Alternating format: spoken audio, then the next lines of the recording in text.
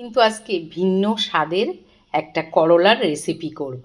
একদম আলাদা, কোনো দিন করিনি। আমি প্রতিদিনই এমন এমন রান্না দেখাচ্ছি যেগুলো আমি আগে করিনি। তোমরা বলো কেমন হয়েছে। নমস্কার, আশা করি সবাই ভালো আছো, সুস্থ আছো। সবাই ভালো থাকো এই কামনা করি। এইটা আমার গাছের করলা, আগেই বললাম। এই রেসিপিটা আমি কোনো দিন করিনি, এটাও বলেছি। কিন্তু যেটা বলবো, ভিডিওটা প্রথম থেকে শেষ অবধি দেখলে জানতে পারবে আমি কিভাবে এই রেসিপিটা তৈরি করলাম। এই রেসিপিটা তৈরি করতে কি কি লাগছে সবটাই তোমাদের সামনে দেখব, মানে তুলে ধরবো। আর তার জন্য কি করতে হবে, বন্ধুদেরকে আমার ভিডিওটা পুরো দেখতে হবে। পুরো দেখে তোমাদের মূল্যবান মতামত আর লাইক কমেন্ট করতে ভুলবে না, পারলে শেয়ার করে দেবে। আর যারা এখনও আমাকে সাবস্ক্রাইব করোনি তাদেরকে বলবো আমাকে একটু সাবস্ক্রাইব করে তোমাদের পাশে রাখবে।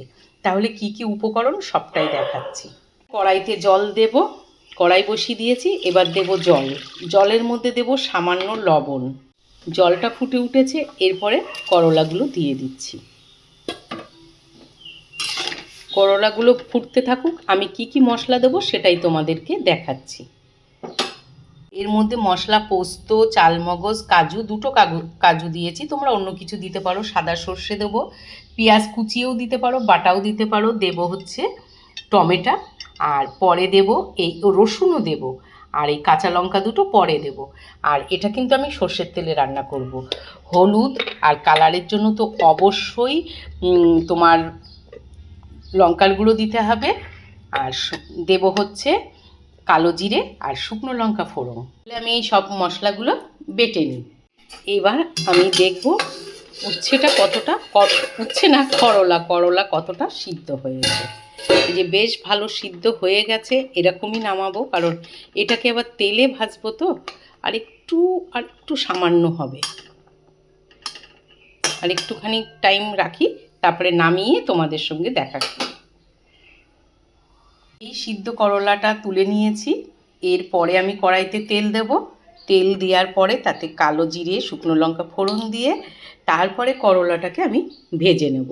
যেসব বাড়িতে অনেকেই করলা কিংবা উচ্ছে খেতে চায় না, তাদের যদি এইভাবে রান্না করে দেওয়া হয়, আমার মনে হয় তারা চেটে পুচে খেয়ে নেবে এক থালা ভাত। কড়াইয়ের তেল গরম হয়ে গেছে, দিয়ে দিলাম কালো জিরে আর শুকনো লঙ্কা।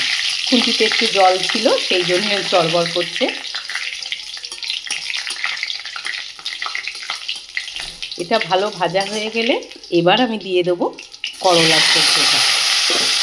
এটাকে ভালো করে নেড়ে চেড়ে ভেজে নেব। একটু হলুদ দিয়ে দিলাম, এরপরে ভালো করে ভেজে নেব।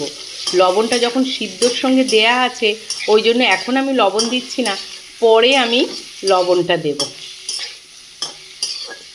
তোমরা এটার ভেতরে কিন্তু টক দইও দিতে পারো, কিন্তু আমি টক দই দিচ্ছি না, ওই জন্য আমি টমেটোকেই মানে গ্রাইন্ড করে দিয়েছি, রেখেছি, এখনও দিইনি।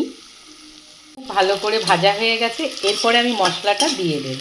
দেখো মশলা দিয়ে দিয়েছি। মশলা দিয়ে এবার ভালো করে আমি কষিয়ে নেব। আর শিখার কোনো শেষ নেই। পোস্ত যে শুধু গ্রাইন্ডারে দিয়ে আগে একটু ঘুরিয়ে নিলে তারপরে জল দিলে পোস্তটা খুব সুন্দর বাটা হয়, সেটা কিন্তু শিখেছি আমার ছেলের কাছ থেকে। যেহেতু আমার ছেলে কর্মসূত্রে বাইরে থাকে, তাই ও আমাকে এই বুদ্ধিটা দিয়েছে। আর আজকে সেটাই করেছি, আর বেশ ভালো পোস্তটা বাটা হয়েছে। এবার এটাকে আরেকটু ভেজে নেব। এটার মধ্যে সামান্য জল দেব, কিন্তু তার আগে আমি যেহেতু মশলাটা দিয়েছি একটু ভালো করে ভেজে নিই, তাহলে আমার হয়ে যাবে মানে তোমার করলা দিয়ে একটু অন্যরকম রান্না। তোমরা যদি কেউ এইভাবে করতে চাও অবশ্যই করতে পারো, দেখবে এক থালা ভাত এক নিমেষে খেয়ে ফেলেছে। যে কোনো দিন করলা খায় না, সেও কিন্তু করলা হাত চেটে খাবে। তাহলে তোমরা কিন্তু এরকম বানিও, আর অবশ্যই আমাকে জানিও তোমাদের কেমন লাগলো রান্নাটা করে। আমি এখনও আরেকটু মানে এটাকে আরেকটু ভাজা ভাজা করব, তোমরা থাকো। আমি এটার ভেতরে অ্যাড করছি বাটি ধোয়া জলটা, দিয়ে এটাকে আরেকটু ফোটাতে দেব। এবার আমি এর ভেতরে দেব সামান্য পরিমাণ লবণ। আমি দিয়ে দিচ্ছি সামান্য পরিমাণ লবণ। লবণ দিয়ে আমি একটুখানি নেড়ে চেড়ে দেব। দেখো তোমরা যদি এরকম থিকনেস রাখতে চাও, এরকম গ্রেভি রাখতে চাও, এরকমও রাখতে পারো। আবার যদি বলো না একটু শুকনো শুকনো, বেশ একটু তেল তেল গ্রেভি নেব, সেটাও করতে পারো। আমি তো এরকম রেখেছি, এখনও আমি এটাকে আরেকটু ফোটাবো।